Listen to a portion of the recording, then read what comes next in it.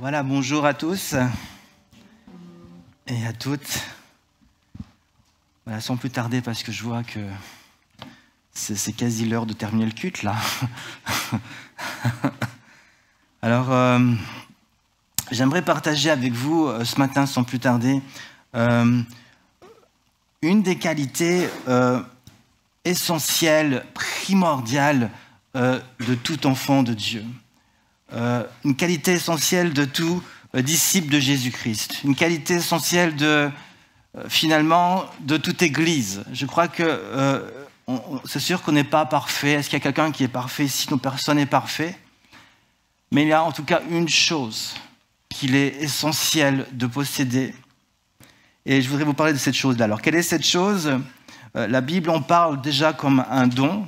C'est quelque chose qu'on ne peut pas recevoir par nos propres forces, c'est un don de Dieu. La Bible aussi en parle comme un fruit de l'Esprit. C'est quelque chose que l'Esprit façonne en nous et c'est quelque chose qui est appelé à grandir en nous. La Bible en parle comme un moyen de vivre, d'expérimenter la grâce de Dieu, un moyen de pouvoir vivre les promesses de Dieu, de vivre le salut et cette présence extraordinaire de Dieu. La Bible en parle aussi comme une arme vraiment redoutable. Une arme redoutable. Alors, vous l'avez peut-être compris, j'aimerais vous parler, ou peut-être vous reparler encore de ce thème important de la foi en Dieu. Alors, je précise bien, c'est la foi en Dieu. J'ai regardé, la dernière fois que je vous ai parlé de la foi, c'était au mois d'août, après mes vacances. Et puis, aussi en janvier, début d'année, je vous ai fait une série de messages. Mais il semble que ce matin, Dieu voudrait encore insister sur ce point parce que je crois que certaines personnes ont besoin d'entendre ce message parce que vous vivez des moments difficiles et vous avez besoin d'être encouragés personnellement dans votre foi en Dieu. Je pense que vous serez d'accord avec moi, mais lorsqu'on s'engage avec Dieu, la vie n'est pas facile, forcément plus facile. Moi, malheureusement, c'est un message qu'on ne m'a pas souvent dit quand je me suis converti. On avait plutôt tendance à me dire que lorsque je donne ma vie à Jésus, les choses vont maintenant aller très bien et tout va bien se passer. C'est presque sous-entendu qu'il n'y aurait plus de problème. Mais je me suis vite rendu compte que ce n'était pas vrai. Et que j'ai même eu des soucis, des problèmes que je n'avais jamais connus auparavant. Et la vérité est que lorsqu'on s'engage de tout notre cœur, et je dis de tout notre cœur, avec Dieu, nous allons rencontrer des épreuves, des soucis, comme d'ailleurs tout le monde, mais nous allons vivre aussi des choses particulières qui sont aussi à cause de cet engagement et qui est dirigé contre cet engagement parce que le but est que nous arrêtions de nous engager. C'est ce que l'autre cherche à faire. Alors, juste quelques versets pour se rendre compte vraiment de cette réalité du combat dans lequel notre foi nous entraîne. 2 Timothée 3,12 nous dit « Or, tous ceux qui veulent vivre pieusement en Jésus-Christ seront persécutés. » Matthieu 7, 13 nous dit « Entrez par la porte étroite, car large est la porte, spacieux est le chemin qui mène à la perdition. Et il y en a beaucoup qui entrent par là. Mais étroite est la porte, resserré le chemin qui mène à la vie, et il y en a peu qui les trouvent. » Jean 15, le verset 20. Souvenez-vous de la parole que je vous ai dite. Le serviteur n'est pas plus grand que son maître. S'ils m'ont persécuté, ils vous persécuteront aussi. S'ils ont gardé ma parole, ils garderont aussi la vôtre.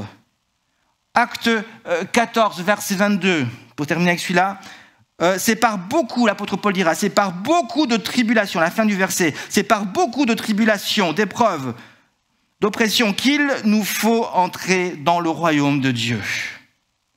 Mes amis, Jésus est sans ambiguïté, la Bible est sans ambiguïté, la vie avec Jésus est une vie de combat.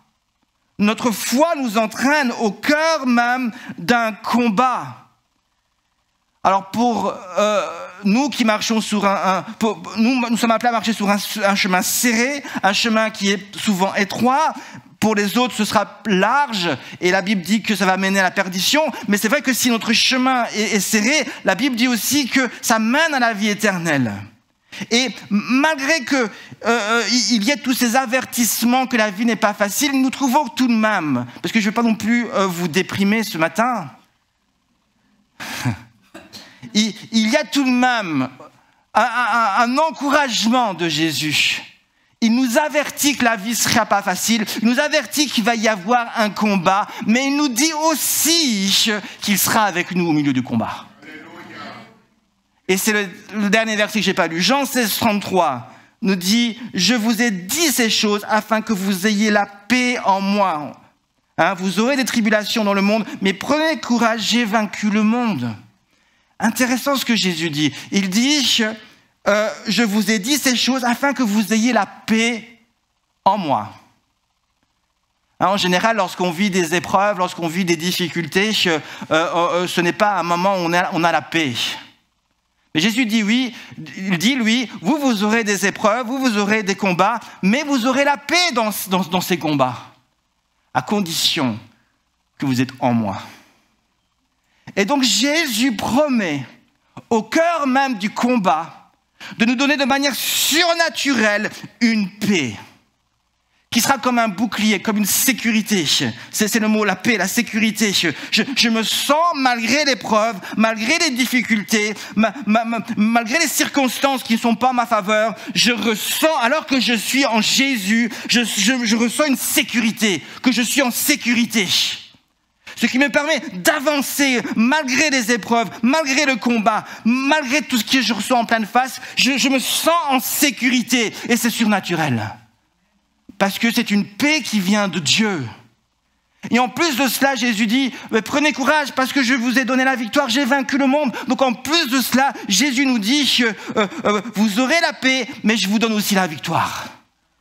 Et ça nous encourage à toujours regarder vers en avant, regarder plus haut, plus loin, et de nous relever. Peut-être je vais trébucher, peut-être parfois je vais tomber, peut-être je vais recevoir des fois un coup, l'ennemi va essayer de me mettre KO, mais je vais me relever, parce que je sais que j'ai la victoire en Jésus. Amen. J'ai cette sécurité, je suis comme un bulldog, je remonte, j'avance, j'y vais. Sachant que malgré que je reçois des coups, je finirai par être vainqueur parce que je suis déjà vainqueur en Christ. Amen. Alléluia. Et j'aimerais donc vraiment vous parler de cette foi en Dieu. De cette foi en Dieu. On va essayer de comprendre déjà pourquoi c'est si important de mettre notre foi en Dieu, mais aussi on va essayer de comprendre comment développer cette foi en Dieu.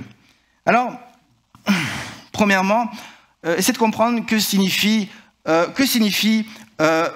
avoir foi en Dieu. Dans Marc 11, verset 22, un verset que j'ai déjà appris. Ma série de messages était sur ça au mois de janvier. Vous pouvez réécouter les messages aussi. Jésus prit la parole et leur dit « Ayez foi en Dieu ». Alors, qu'est-ce qu'il y a derrière cette parole « Ayez foi en Dieu » ? Quel encouragement finalement Jésus cherche à transmettre à ses disciples lorsqu'il leur dit « Ayez foi en Dieu ». Alors que Jésus ici est en train de leur donner une instruction, il est en train de leur donner un ordre. Et Jésus leur donne un ordre parce qu'il veut que ses disciples comprennent qu'il n'y a pas d'autre choix s'ils veulent vivre le miraculeux, s'ils veulent vivre le surnaturel, s'ils veulent vivre la paix, s'ils veulent voir les montagnes qui se déplacent, c'est le contexte ici, s'ils veulent voir les montagnes qui se déplacent et qui soient jetées dans la mer, s'ils veulent voir la victoire de Jésus, il n'y a pas d'autre solution. Il faut mettre sa foi en Dieu. Il faut mettre sa foi en Dieu. Et il y a un encouragement ici à mettre notre confiance en Dieu, notre espérance en lui et de nous attendre à lui. Et c'est comme si Jésus disait, attendez-vous à quelque chose de la part de Dieu quand vous vous approchez de lui. Attendez-vous qu'il soit fidèle à sa parole. Attendez-vous qu'il agisse toujours en votre faveur selon sa volonté. Ne vous laissez pas aller au découragement, mais en tout temps, restez éveillés et gardez les pensées centrées sur Dieu, sur sa puissance, ses promesses et sa victoire. Voilà ce que signifie « ayez foi en Dieu ». En d'autres termes, faites les choses de manière de toujours être dans une position de victoire sur le diable, sur les tentations et les épreuves. Faites les choses de cette manière-là. Comment on fait ces choses de cette manière-là? En mettant notre foi en Dieu. Alors, comment fait-on pour mettre notre confiance en Dieu? Avant de répondre à cette question, on va essayer de juste encore réfléchir au pourquoi c'est si important de mettre notre foi en Dieu.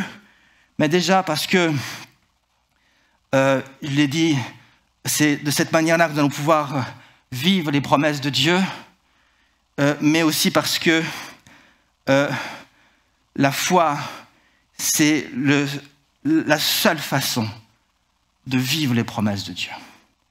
Il n'a pas 36 manières de croire, il n'a pas 36 chemins, il n'a qu'une seule façon, c'est de mettre notre foi en Dieu si nous voulons vivre ce que Dieu a prévu pour nous. Si bien sûr tu ne cherches pas à vivre ce que Dieu a prévu pour toi, ben, tu n'as pas besoin de la foi en Dieu. Hein? La foi en Dieu, c'est pour ceux qui veulent vivre la volonté de Dieu. C'est ceux qui veulent vivre les promesses de Dieu. Lorsque j'étais, j'allais dire jeune, pasteur jeunesse, lorsque j'étais le pasteur jeunesse à Genève, chaque année, dans cette période-là, chaque année du 26 décembre en général jusqu'au 2 janvier, j'organisais avec les responsables qui étaient autour de moi un camp de ski.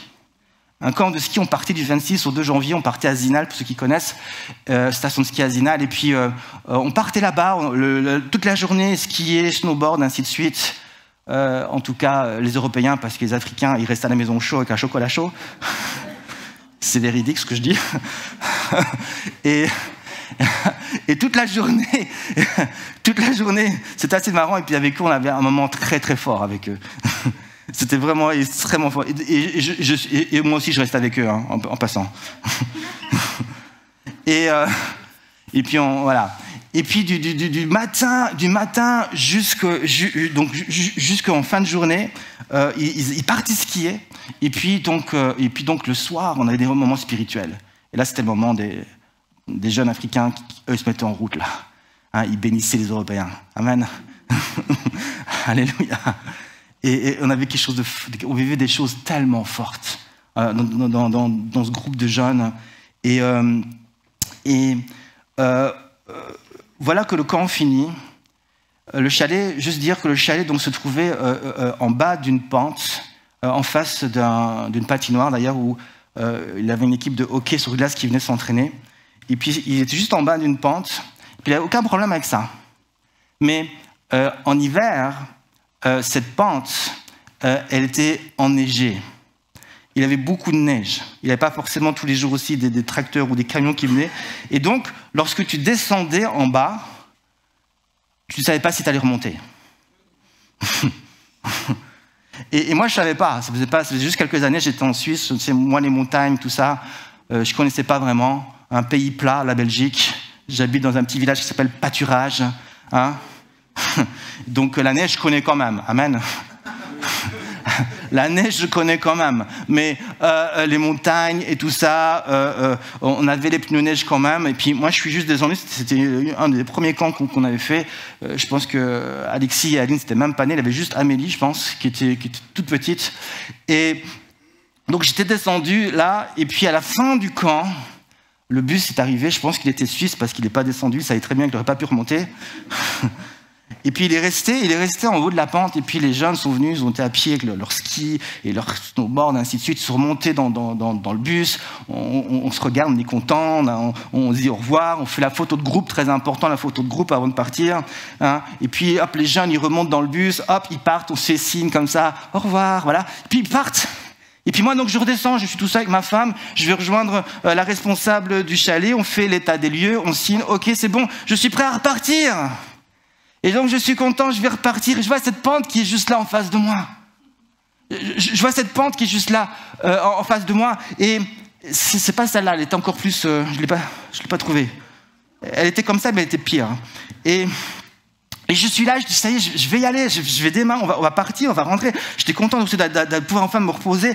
Puis là, je démarre à fond pour prendre un peu d'élan. Et ça s'arrête là.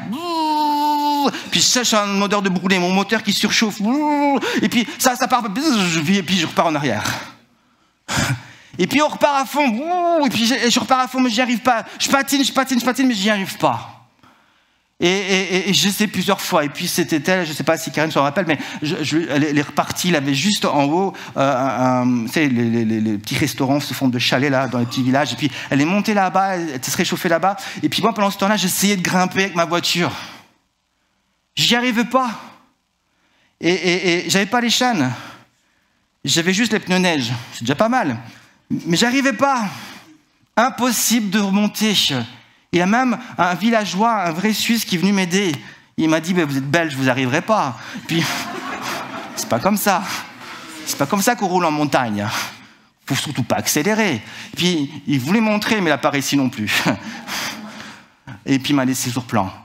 Et donc, j'ai dit, qu'est-ce que je vais faire? Puis là, je suis remonté, je me suis rappelé qu'il y avait juste un petit magasin, vous savez, les petits magasins de village là dans les montagnes, puis juste un petit magasin. Puis dans ce petit magasin, il avait des sacs de sel. Ah, j'ai dit, je vais aller là-bas, je vais acheter des sacs de sel. Et puis j'ai acheté plein de sacs de sel. Et je suis allé, j'ai commencé à répandre sur toute la route. Et là, enfin, la neige, donc j'ai fait le travail de la commune, je sais pas, mais j'ai mis le sel partout. Et là, la neige a fondu et j'ai pu remonter. J'étais tellement content. Et tout ça pour vous dire que parfois nos vies ressemblent à ça. Nos vies sont comme des chemins qui sont enneigés. Hein? On aimerait aller plus loin, on aimerait sortir de là, mais on n'y arrive pas. Et je crois que plusieurs d'entre vous, vous êtes certainement dans un domaine ou un autre de votre vie, vous êtes arrivé à un moment donné dans votre vie où vous aimeriez bien grimper cette pente pour aller plus loin et plus haut avec Dieu, mais vous n'y arrivez pas. Parce que c'est enneigé, parce que les conditions ne sont pas bonnes, et vous n'arrivez pas à grimper cette pente. Vous n'arrivez pas à vivre une percée spirituelle dans votre vie. Mais j'aimerais vous dire quelque chose. Lorsque tu places ta foi en Jésus-Christ, Jésus aura toujours pour toi le sel de sa parole qui viendra faire fondre toute la neige. Quand tu places ta foi en Jésus, il y a ce sel de sa parole qui nous est communiqué avec force et puissance et qui est capable de faire fondre toute cette neige spirituelle qui nous empêche de monter et de vivre une percée spirituelle. Et ce matin, c'est ce que j'aimerais te dire. La foi en Dieu, la foi en Jésus va te permettre de vivre cette parole de Dieu qui sera comme du sel dans ta vie et qui va faire fondre tout ce qui a besoin d'être fondu afin que tu puisses avancer avec Jésus. Il y a plusieurs ici qui ont besoin de vivre une percée spirituelle dans leur vie, qui ont besoin d'aller plus loin. Dieu est capable de le faire par le sel de sa parole. Amen. Amen. Alors, essayons de réfléchir donc un peu plus loin maintenant. Comment on fait pour mettre sa foi en Jésus? On va y aller par étapes. Et je vous dis à l'avance, je vais reprendre ce thème dimanche prochain. Soyez là si vous voulez le message au complet. Il y aura juste 2 messages puisque les autres dimanches, il y a d'autres choses qui sont prévues. Donc ce matin et dimanche prochain, on va déjà essayer de réfléchir ensemble vraiment comment placer sa foi en Jésus. Alors, en Dieu. Mais justement, il est important justement de préciser, lorsque on veut comprendre, lorsqu'on cherche à comprendre à comment placer sa foi en Dieu de manière à vivre tout ce que Dieu a prévu pour nous, il est important de préciser quelque chose. Il est important de préciser qui est le Dieu en qui tu as placé ta foi. Qui est le Dieu en qui tu as placé ta foi? Avoir foi en Dieu sous-entend alors, pour nous, placer notre confiance en Jésus-Christ et en Jésus-Christ seul. Ça paraît simple ce que je dis là, mais c'est extrêmement important. Lorsque donc la Bible nous parle de la foi en Dieu, elle nous parle toujours de la foi en Jésus-Christ. Et lorsque nous sommes appelés à mettre notre foi en Dieu, comme Jésus l'a dit à ses disciples, nous sommes appelés à mettre notre foi en Jésus-Christ. En Jésus-Christ seul. Donc quel Dieu donc tu mets ta foi? Dans le Dieu qui est révélé en Jésus-Christ. Voilà pourquoi nous sommes appelés à nous mettre notre foi en Jésus, parce que Jésus est venu pour révéler qui est vraiment Dieu. Jésus est venu comme un repère. Nous savons que si nous regardons vers Jésus, nous regardons vers la bonne direction. Et donc, nous ne sommes pas appelés à regarder vers là-bas ou une autre religion qui semble bien. Mais Jésus dit, je suis le repère. Et c'est extrêmement important ce que je suis en train de dire là. Si donc une personne qui en recherche ouvre la Bible et lit les paroles de Jésus qu'on a lues, ayez foi en Dieu, imaginez, il ouvre la Bible, il dit ayez foi en Dieu, puis il referme sa Bible et puis il va voir un peu ce qui se passe en Orient, il va voir ce qui se passe chez les spirites, il va voir ce qui se passe chez les voyants, il va voir ce qui se passe je ne sais pas encore où, et puis moi je viens vers lui, je dis mais qu'est-ce que tu fais?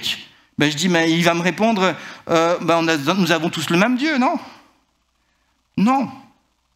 Nous n'avons pas tous le même Dieu. Et j'aimerais vraiment vous le dire. J'entends trop souvent cela. Bon, on a le même Dieu, non? Non. On n'a pas le même Dieu. Ce n'est pas parce que telle personne adore Dieu, que ça s'écrit en français de la même manière, que ça veut dire que c'est le même Dieu. Parce que moi, mon Dieu est révélé en Jésus-Christ. Et en Jésus-Christ seul.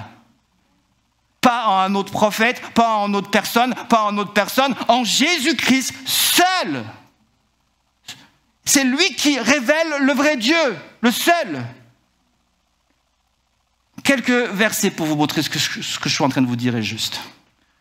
Parce que je dis des choses justes. En quel Dieu as-tu placé ta confiance? C'est de la rhétorique. On va juste voir. On va voir les classiques. C'est des versets que vous devez connaître. C'est des nouvelles personnes ici. C'est des versets que vous devez connaître plus... Allez, en tout cas, les deux premiers, vous devez les connaître par cœur. Jean 3,16. Que dit Jean 3,16 pour les plus anciens, les experts?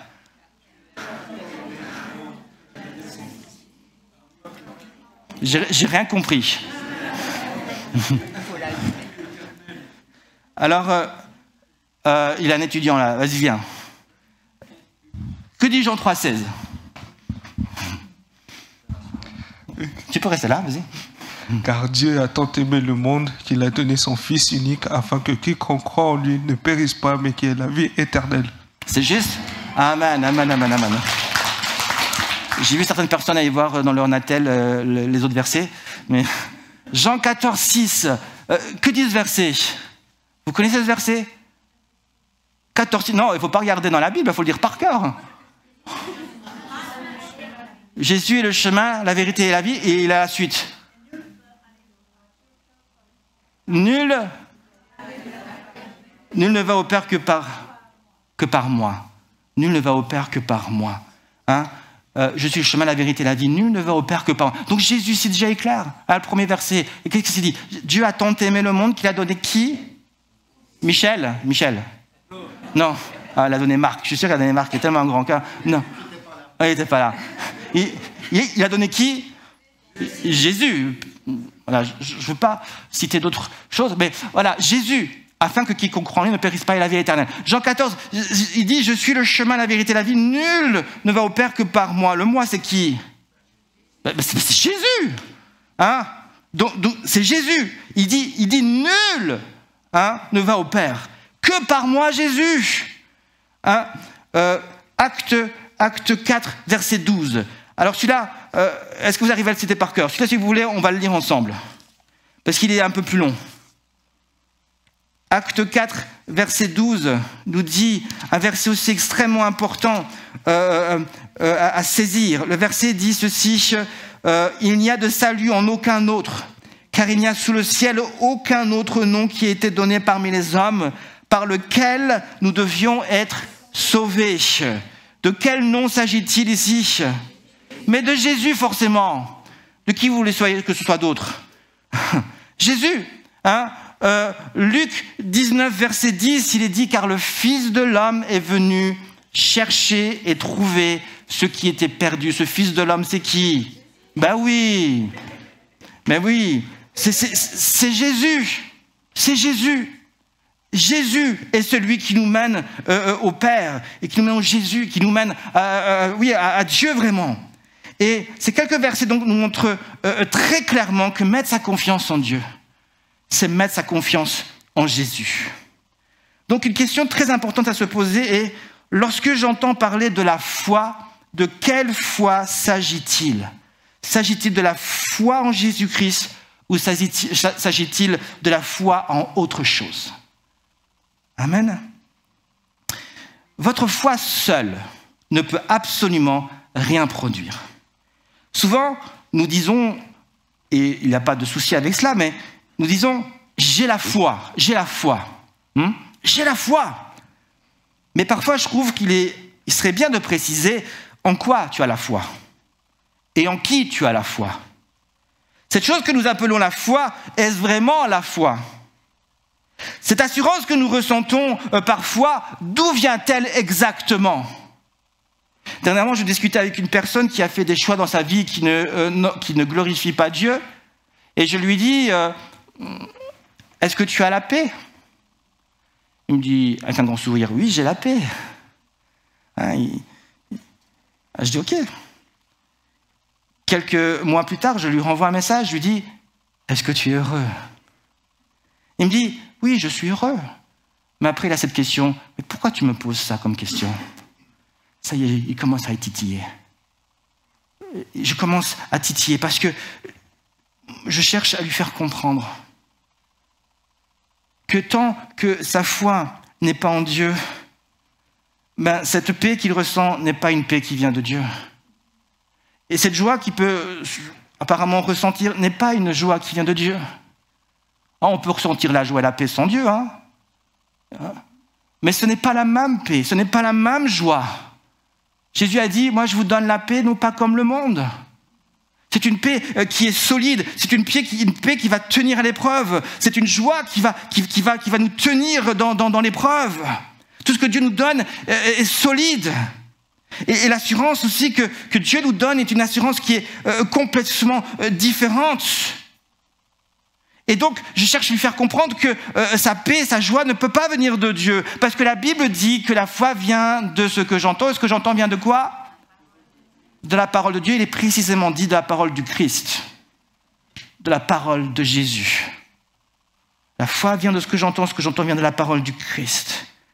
Et donc, si ma vie n'obéit pas à ce que Dieu dit, si ma vie n'est pas en accord avec l'enseignement de Jésus, comment puis-je recevoir cette paix ? Comment puis-je recevoir cette joie de lui ? Si je veux vivre cette paix, si je veux vivre cette joie, si je veux vivre les promesses de Dieu par la foi, j'ai besoin de mettre ma vie en accord avec ce que Jésus enseigne. Et donc, la question que nous devons nous poser est: est-ce que la foi est une question de sentiment, de ressenti, ou est-ce que la foi est une question d'obéissance à la parole de Dieu ?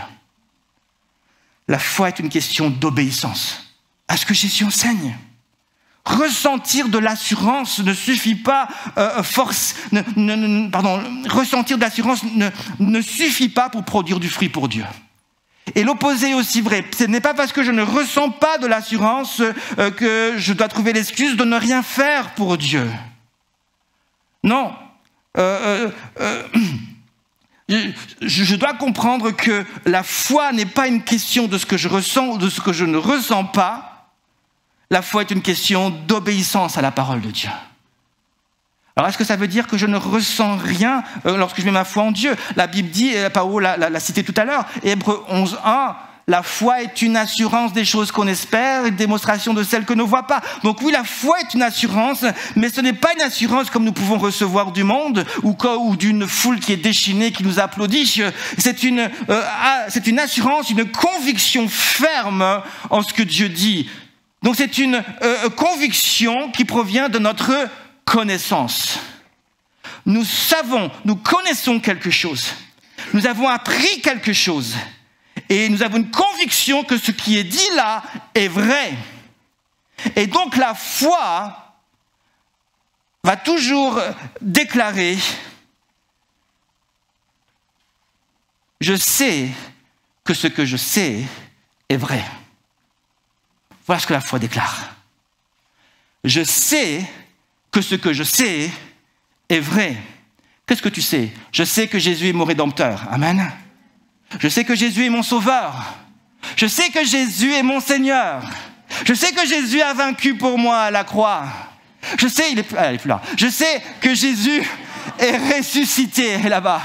Je sais que Jésus est tout-puissant. Amen. Je sais ce que je sais. Je sais que ce que je sais est vrai. Amen. Et ce n'est pas une question de sentiment, ce n'est pas une question de ce que je ressens, ce que je ne ressens pas, c'est une question de connaissance. J'ai reçu ça et je serre ça dans mon cœur et je le déclare. Prenons un exemple, même si vous avez compris. Imaginons que quelqu'un s'approche de moi. Karen, j'ai besoin de toi là. Est-ce que tu veux venir là?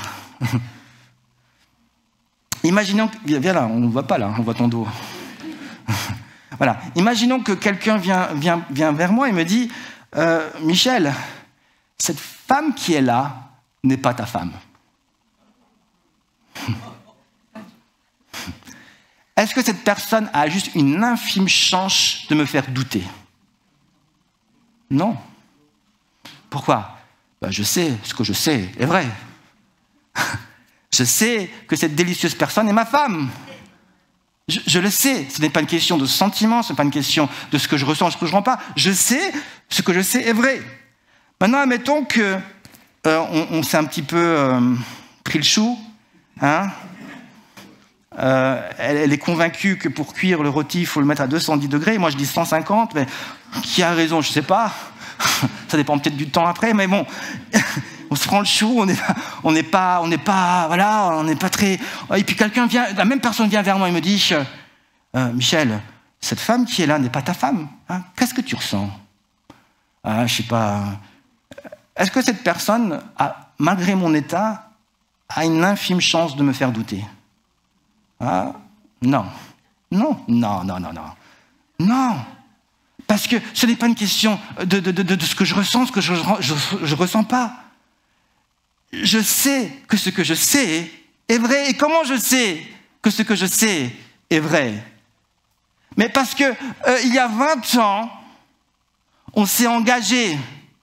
Il y a 20 ans, on a déclaré devant Dieu, et cette alliance-là est là pour me le rappeler, qu'on a déclaré devant Dieu, on a déclaré devant les hommes, on a déclaré devant les puissances démoniaques que nous serons mariés, que nous serons ensemble, et je me suis engagé à l'aimer, je me suis engagé à être fidèle, et sur cet engagement, je me suis appuyé, et je sais que cet engagement est vrai. Il y a grâce à cet engagement que je revois, je me dis oui, je me rappelle, c'est ma femme. Il y a cet engagement, cette alliance, c'est Dieu qui... Amen. Elle est aussi convaincue. Merci. Pourquoi je vous dis cela? Parce que le diable vient vers nous, il nous regarde, il nous montre des promesses, il nous dit, ce qui est écrit là, est-ce que c'est vrai? Est-ce que cette promesse-là, c'est pour toi? Puis on regarde cette promesse, on dit, attends, mais je l'ai reçue il y a 10 ans, mais non. Et puis on doute, et puis on dit non. Puis le diable revient, on est dans une mauvaise humeur, on a vécu quelque chose de mal. Il dit, Michel, qu'est-ce que tu ressens là? Est-ce que cette parole-là, c'est vraiment quelque chose que Dieu a promis pour toi? Je sais pas, je le ressens pas. Et souvent on est comme ça. Le diable vient, il est venu vers Ève, il a dit, est-ce que Dieu a vraiment dit? Est-ce que Dieu a vraiment dit? Et vous comprenez la chose? La foi n'est pas une question de sentiments, ou de choses que je ressens, que je ne ressens pas. Elle provient d'une connaissance. Nous avons reçu quelque chose, nous avons appris quelque chose. Nous avons reçu un réma, une parole qui a été révélée dans notre cœur. Et nous avons saisi notre responsabilité ensuite et de saisir et de protéger cette parole, de la protéger et de dire « Je sais que ce que je sais est vrai ». Je me souviens quand je suis arrivé dans la région de Genève, petit Belge, que peut-il bien venir de bon de pâturage? Et je suis arrivé dans cette région de Genève. À Genève, j'étais pas habitué à cette ville qui était là. Et puis, pour moi, qui venait d'un petit village, ça m'a frappé aux yeux, la richesse des gens et les gens dépensés comme ça. J'entendais toujours ce même mot, je veux me faire plaisir. J'avais pas l'habitude d'entendre ce genre de choses. Moi, j'étais dans mon petit village. Et puis c'est bizarre, je voyais tous ces gens qui étaient là, ainsi de suite. Et puis je devais me faire connaître aussi dans l'église. Et pendant 2 ans, j'ai dû patienter, m'intégrer dans l'église avant de pouvoir enfin entrer dans un stage, et ainsi de suite. Et pendant ces 2 ans, je vous dis pas combien de fois le diable est venu vers moi et me dire « Est-ce que Dieu a vraiment dit que tu devais être là? Est-ce que Dieu a vraiment dit que tu devais faire cela ? T'as quitté ta famille, t'es tout seul là, au milieu des jeunes voix, tu comprends rien à ce qu'ils disent. Et... C'est facile quand même. Mais est-ce que tu comprends? Est-ce que c'est vrai? Ça te courait. Et puis, combien de fois j'ai dû, à un moment donné, me positionner et dire « Écoute-moi bien, toi. Je sais que ce que je sais est vrai. Dieu m'a appelé. » Il y a cette parole, et puis je devais je me rappelais des paroles et des promesses et des moments forts que je vivais avec Dieu. Et je serrais ces promesses, et je lui disais, je sais que ce que je sais est vrai. Et puis Dieu a ouvert les portes, et voilà, je suis là. Here I am. Amen. Me voici. Je sais que ce que je sais est vrai. Ne retiens cela. Qu'est-ce que Dieu t'a dit ? Qu'est-ce que Dieu a déposé dans ton cœur?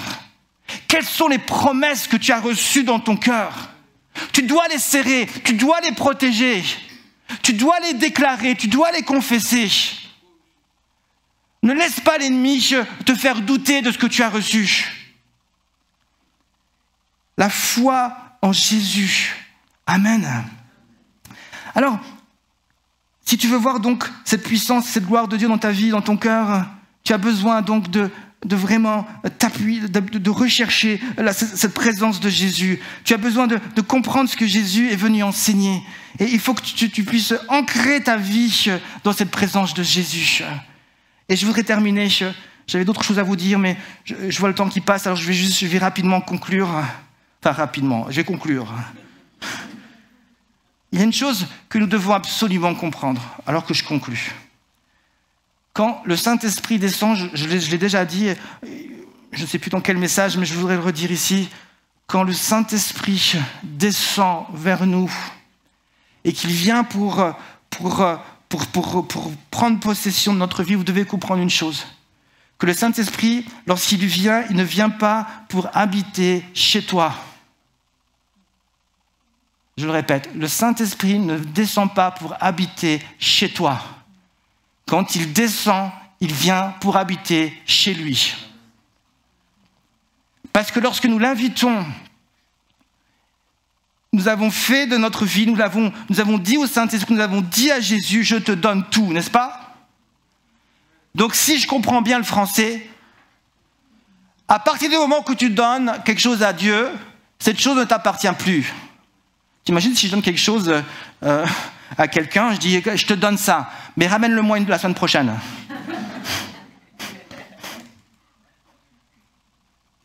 Je te donne tout, mais Seigneur, tu veux bien me le redonner après? Donc, si tu donnes ta vie, elle ne t'appartient plus. Donc, fais attention à ce que tu chantes. Fais attention à ce que tu dis.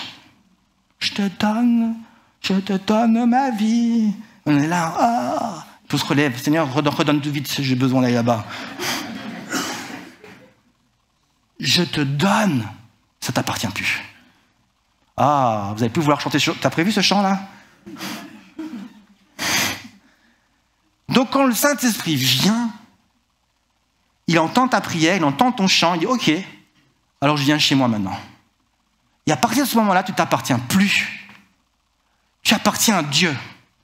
Et c'est pour ça que donc la Bible dit que nous sommes devenus le temple du Saint-Esprit. Ce n'est pas le temple de Michel, c'est le temple du Saint-Esprit. Il appartient à Dieu, il appartient au Saint-Esprit. Ta maison appartient à Dieu maintenant. Et ce n'est pas toi à donner des ordres au Saint-Esprit, c'est lui qui va maintenant te parler et te diriger. Tu n'es pas là pour lui donner des ordres, c'est lui maintenant qui va te dire comment tu dois agir. Et souvent, nous avons une mauvaise conception de la foi. Nous croyons que maintenant nous avons la foi, tout est permis. On va pouvoir bouleverser le monde, on va pouvoir tout changer. On fait les choses comme ça, mais on n'a pas vraiment entendu ce que Dieu disait. Et qu'est-ce que Dieu dit dans tout ça? Qu'est-ce que Dieu dit dans tout cela? La foi ne nous donne pas tous les droits. La foi donne à Dieu le droit d'agir en nous et au travers de nous comme il le veut. Nous donnons par notre foi en Dieu le droit à Dieu d'agir en nous et au travers de nous. Et c'est toujours dans le contexte de sa volonté et de sa volonté seule que tout devient possible. Tout ce qui est de sa volonté sera possible, mais tout ce qui est en dehors de sa volonté ne sera pas exaucé. En tout cas, pas par Dieu et pas à cause de ma foi, parce que Dieu exauce ce qui est dans sa volonté. Amen. Alors, ma prière ce matin, et je termine par ce verset, je pense que je l'ai noté. Non, ça désolé, ça sera pour la semaine prochaine. Conclusion, il faut qu'il croisse et que je diminue. Jean-Baptiste a dit ça. Est-ce que le groupe louange peut venir? On va juste chanter un chant et on va se quitter comme cela. Alléluia. Est-ce que le groupe louange peut venir? Jean-Baptiste a dit, il faut qu'il croisse et que je diminue. Êtes-vous d'accord de faire cette prière avec moi ce matin? C'est le principe même de la foi. Comment placer sa foi en Jésus? Commence à croître et à laisser Jésus prendre toute la place. Le but de la foi, c'est pas de faire tout ce que je veux comme je veux, mais c'est de permettre à Dieu de faire tout ce qu'il veut comme il veut. Souvent, Dieu est là en nous, il a comme les mains qui sont liées et il aimerait agir dans nos vies, mais il n'arrive pas parce que nous faisons tout à sa place. Mais le but de la foi délie les mains de Dieu et permet à Dieu d'agir. Et donc la foi consiste à laisser Dieu faire. Laisse-le faire. Laisse-le faire. Je recevais cette parole hier soir dans mon cœur et je méditais là-dessus. Vous savez que Jésus a dit cela à Jean-Baptiste. Je l'enseigne dans les cours de baptême. Lorsque Jésus a voulu se faire baptiser, Jean-Baptiste s'est opposé à lui. Et Jésus a dit, laisse faire maintenant. Laisse faire maintenant. Laisse Jésus faire. Laisse-le faire. Jésus, je veux te laisser faire. Alléluia Jésus. On va juste prendre un chant. Et alors que on prend ce sang, Jésus soit le centre, on remet Jésus au centre de nos vies. Et alors que vous chantez, que vous louez Dieu, invitez vraiment Jésus à être ce Seigneur dans votre cœur, dans votre vie. Laissez-le faire, laissez-le être le centre de votre vie, laissez-le prendre le contrôle de votre vie. Et puis peut-être que vous pensez à une situation particulière, il y a quelque chose qui bloque dans votre vie, il y a une relation qui est là, ou il y a autre chose, il y a quelque chose qui domine sur votre vie. Venez vers Jésus, dites Seigneur, je place ma foi en toi, c'est-à-dire je te laisse faire. Je te laisse faire, je te laisse agir. Je suis à l'écoute de ta parole. Je te laisse déposer la parole que tu voudras dans mon cœur. Je te laisse me montrer le chemin. Je te laisse agir avec puissance. Je te fais confiance. Appuie-toi sur l'Éternel et il agira. Attends-toi à l'Éternel et il agira. Le psaume 37. Chantons ensemble.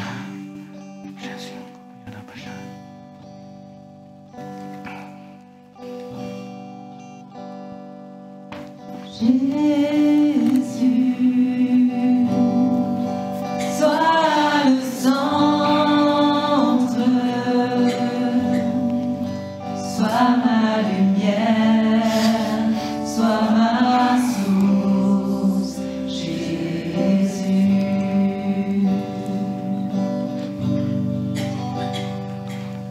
Jésus,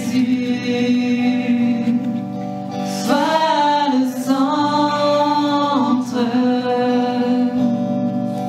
sois mon espoir, sois mon chant, Jésus.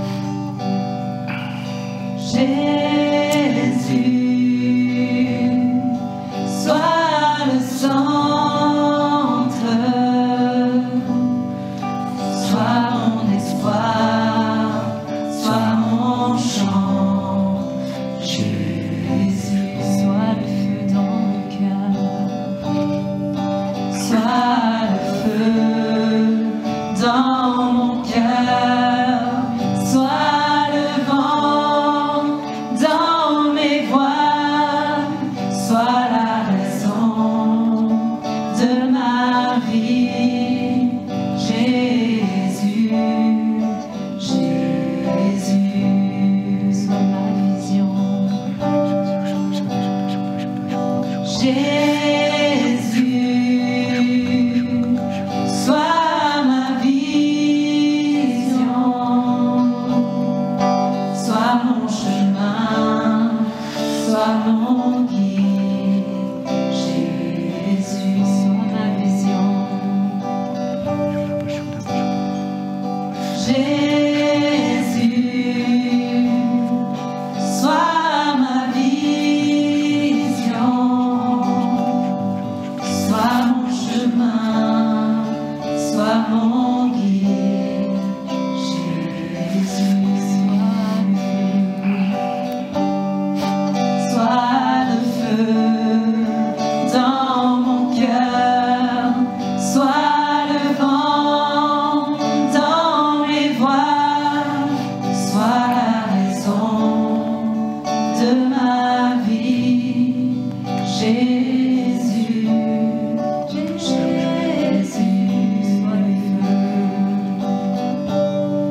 sois le feu dans mon cœur, sois le vent dans mes voiles, sois la raison de ma vie. Jésus,